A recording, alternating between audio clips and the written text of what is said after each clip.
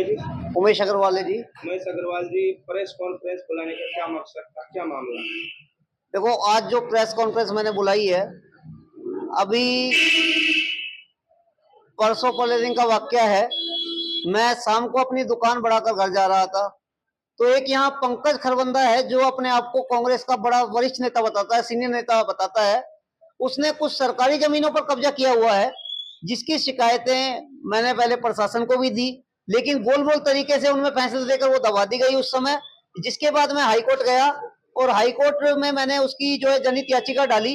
इस क्या नाम है कि भाई क्या नाम है, ये सरकार की जमीन सरकार के पास जाए, अगर निकाय की है तो निकाय पे जाए, पंचायत की है तो पंचायत पर जाए।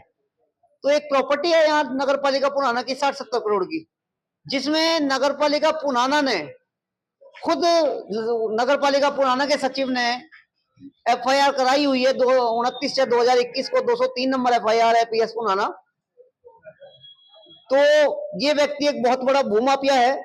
इसने एक जमीन अभी पंजाबी बलात्कार के नाम से है पुराना में, जिसमें पहले डॉक्टर के क्वार्टर से जब हॉस्पिटल दूसरी जगह चली गई तो इसकी मदद, उस समय सरपंच थी और कांग्रेस की सरकार थी, तो इसने नाजायज फायदा उठाते हुए पता नहीं क्या किया, कैसे नहीं किया, उस जमीन को दिवाली की रात को जेसीबी चलवा कर ध्वस्त कर दिया।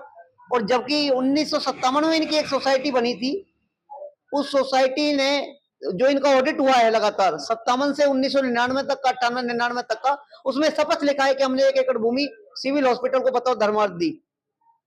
लेकिन उसको भी इसने कब्जा लिया और उसमें अवैध रूप से बारात घर चलाया जा रहा है, ना जिसकी कोई जीएसटी दी जाती है, ना कुछ। एक गुरुद्वारा बनाया हुआ है साथ में, उस गुरुद्वारे के नाम की 11,000 की पर्ची काट दी जाती है, जबकि 51 से 71,000 रुपए तक पर बुकिंग लिया जाता है।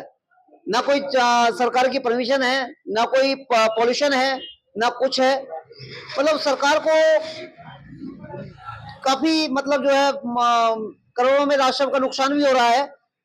इसी बीच जब हाईकोर्ट में मैंने पुराना मेवात मॉडल स्कूल है वार्ड नंबर 13 पंजाबी कॉलोनी में, इसकी जब मैंने जनहित याचिका हाईकोर्ट में डाली थी, तो माननीय चीफ जस्टिस की डबल बेंच ने उस याचिका पर सुनवाई करते हुए रिस्पोंडेंट नंबर 2 सेक्रेटरी नगर पालिका पुराना को डायरेक्शन देते हुए, क्योंकि नगर पालिका ने इस जमीन पर कुछ नोटिस चिपकाए थे इस जमीन को 7 दिन में अतिक्रमण हटाने के लिए, लेकिन नगर पालिका से क्या इनकी सेक्रेटरी से मिली भगत हुई, क्या नहीं हुई, प्रशासन से क्या हुई, वो नहीं तोड़ी गई। इसी बीच में जब जनहित याचिका लेकर हाईकोर्ट में गया, तो हाईकोर्ट ने मेरी याचिका पर सुनवाई करते हुए चीफ जस्टिस की डबल बेंच ने उसमें सेक्रेटरी नगर पालिका पुराना को डायरेक्शन दी कि आप इस एज पर नोटिस, जो आपने वहां नोटिस लगाए हैं, एज पर नोटिस आप 30 दिन के अंदर, इस फैसले के 30 दिन के अंदर जो है स्पीकिंग ऑर्डर पास करके अनुपालना रिपोर्ट कोर्ट में पेश करें। जो सेक्रेटरी ने 45 दिन बीत जाने के बाद भी कोई अनुपालना रिपोर्ट पेश नहीं करी, जो मुझे कोर्ट ऑफ कंटेम्प्ट डालनी पड़ी नगर पालिका के सेक्रेटरी जितेंद्र कुमार शर्मा के खिलाफ। इसी बीच ये जो पंकज खरबंदा नाम का भूमाफिया है, जो अपने आप को कांग्रेस का वरिष्ठ नेता और सीनियर नेता बताता है, इसने एक रिव्यू पिटीशन हाईकोर्ट में चीफ जस्टिस की कोर्ट में लगाई, जिसे अभी कुछ रोज पहले ही चीफ जस्टिस ने डिसमिस कर दिया है, जिससे ये व्यक्ति बौखला गया। और ये कोई पहला हमला नहीं था परसों मेरे ऊपर, ये पहली धमकी नहीं थी। इस व्यक्ति ने परसों पहले दिन जो मामला हुआ है, उसमें मेरा अपहरण कराकर मुझे गोली से मरवाने की, परिवार सहित गोली से मरवा देने की धमकी भी दी है। मुझे डर है कहीं मेरे और मेरे परिवार के साथ अनहोनी ना हो जाए, क्योंकि मैं तो सामाजिक कार्यों की वजह से लगातार जो है बाहर आना जाना मेरा लगा रहता है।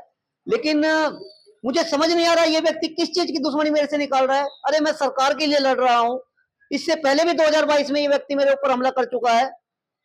और ये नहीं है, इस व्यक्ति के खिलाफ 2020 में भी एक एफआईआर दर्ज हुई है। बिजली विभाग की टीम इसके घर जाती है और ये जेई को थप्पड़ मारता है। हरिजन एक्ट की एफआईआर इस व्यक्ति के खिलाफ दर्ज होती है। वो मामला अलग है, अब मेन मकसद क्या है? मेन मकसद है, मेरा सरकार और प्रशासन से मेरी गुहार है कि मुझे जब तक इन सरकारी जमीनों पर जांच चल रही है या हाईकोर्ट में जो भी याचिका चल रही है, जब तक उन पे सुनवाई हो रही है, जब तक इनका निपटारा होता है, तब तक के लिए